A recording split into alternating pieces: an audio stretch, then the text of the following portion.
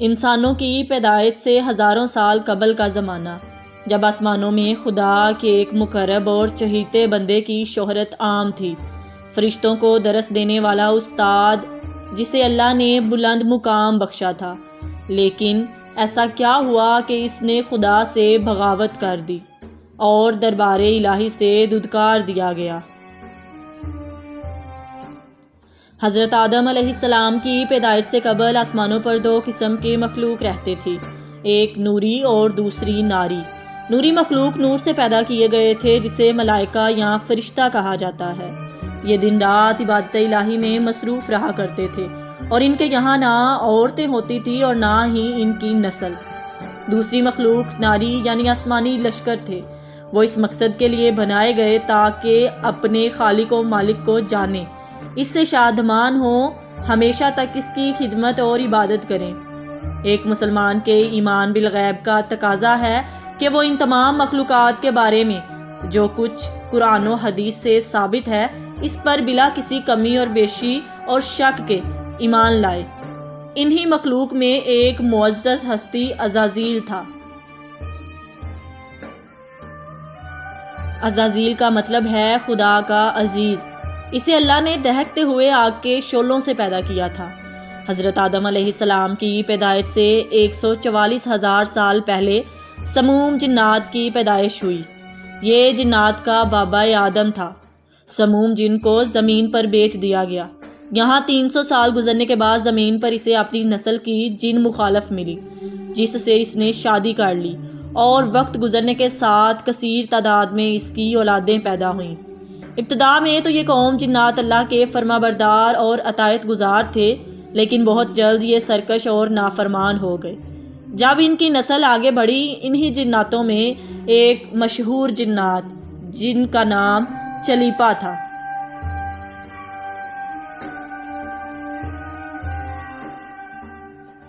چلیپا ایک بہت ہی خوفناک جن تھا، جس کا چہرہ ببر شیر جیسا تھا۔ چلیپا نہایت ہی قداور اور بہادر تھا۔ اس کی بیوی کا نام تبلیف تھا، جس کا چہرہ بھیڑیے کی مادہ کی طرح تھا۔ وہ اپنے شوہر کی طرح دلیر اور طاقتور جن تھی۔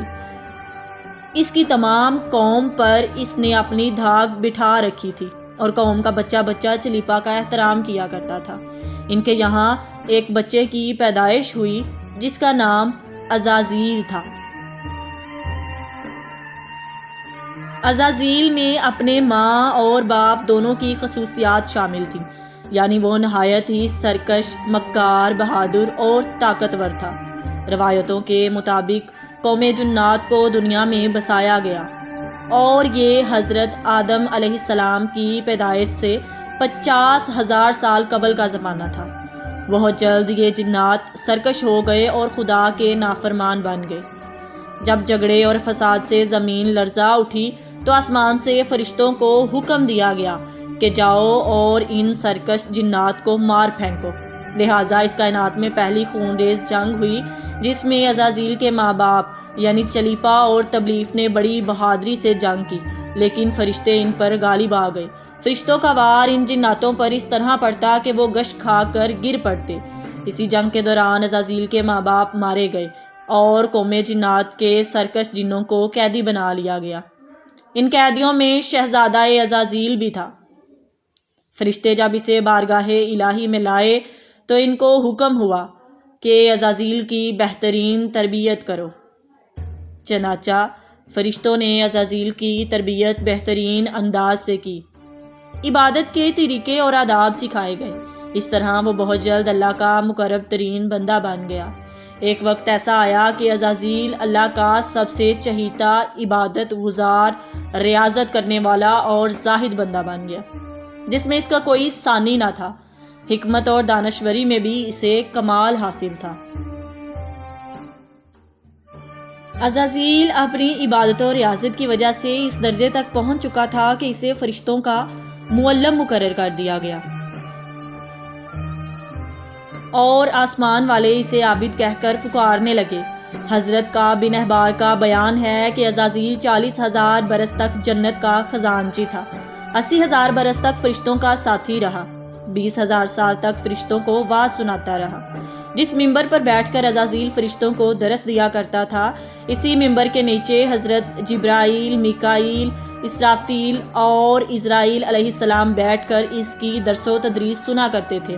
لیکن اللہ کو بخوبی آگاہی تھی کہ یہ اصل میں لاعین ہے اور ایک معین مدت کے بعد ذلیل ہوگا اور اپنے انجام سے غافل۔ اس عزازیل کا خاتمہ کفر کی حالت میں ہوگا۔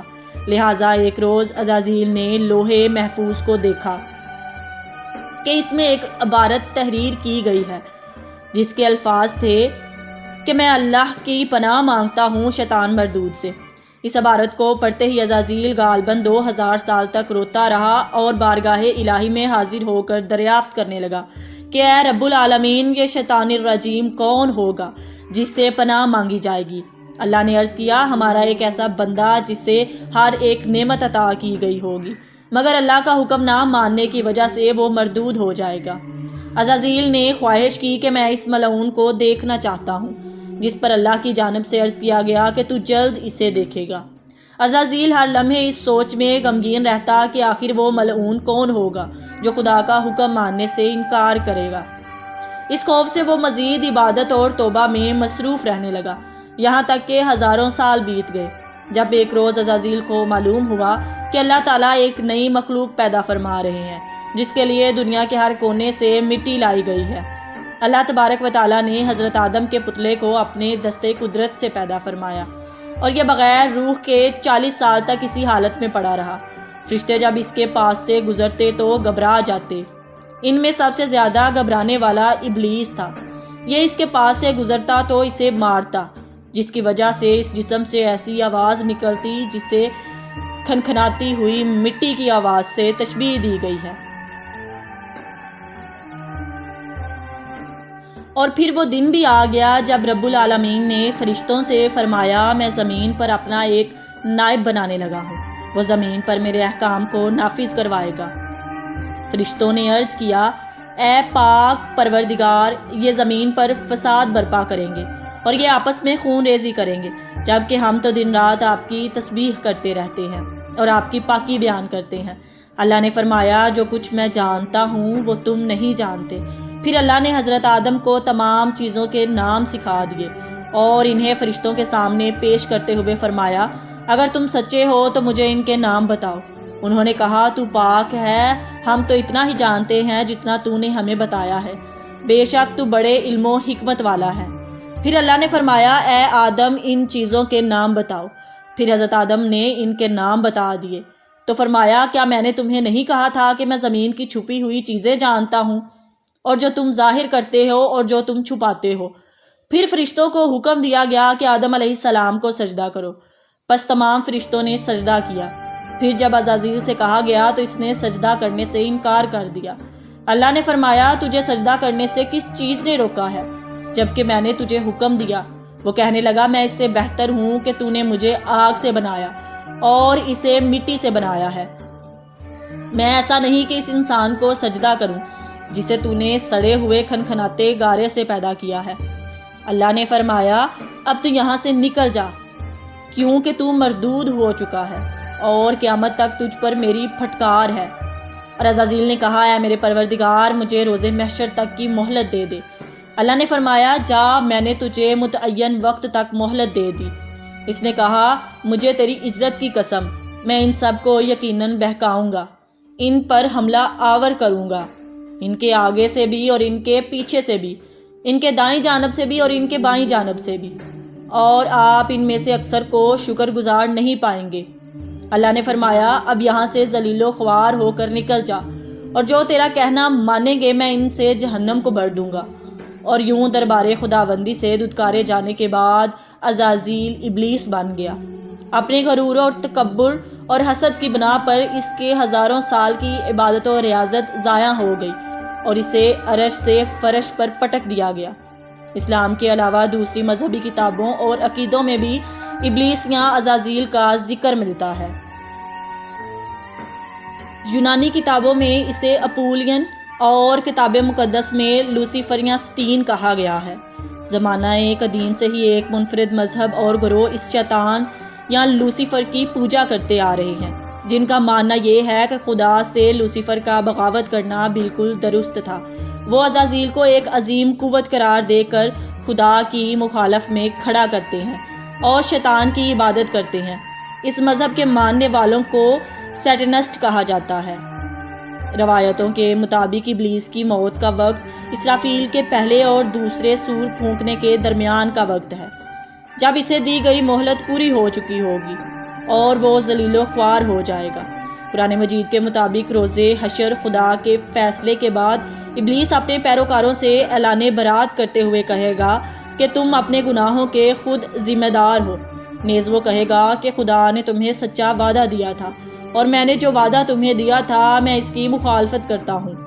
مجھے تم پر کسی قسم کا کوئی تسلط حاصل نہیں تھا سوائے اس کے کہ میں نے تمہیں بلایا اور تم نے میری پکار پر لبیک کہا۔ بس مجھے ملامت نہ کرو، اپنے آپ کو ملامت کرو۔ اب میں تمہارا فریاد رس نہیں ہوں اور نہ تم میرے فریاد رس ہو۔ عزازیل کا حضرت آدم علیہ السلام کو سجدے سے انکار کا جذبہ حسد تھا، جس نے اسے مجبور کیا کہ میری جگہ آدم کو کیوں مل گئی۔ یہ اس کا جذبہ تکبر اور غرور تھا کہ میں سب سے اعلیٰ ہوں۔ یہ صرف اس کے ایک سجدے کے انکار کی بات نہیں تھی، بات اللہ کی اطاعت سے سرکشی کی تھی۔ ابلیس نے دل میں خود کو رب مان لیا تھا۔ اس سرکشی کے نتیجے میں ابلیس تا قیامت رسوا اور لعنتی ٹھہرا۔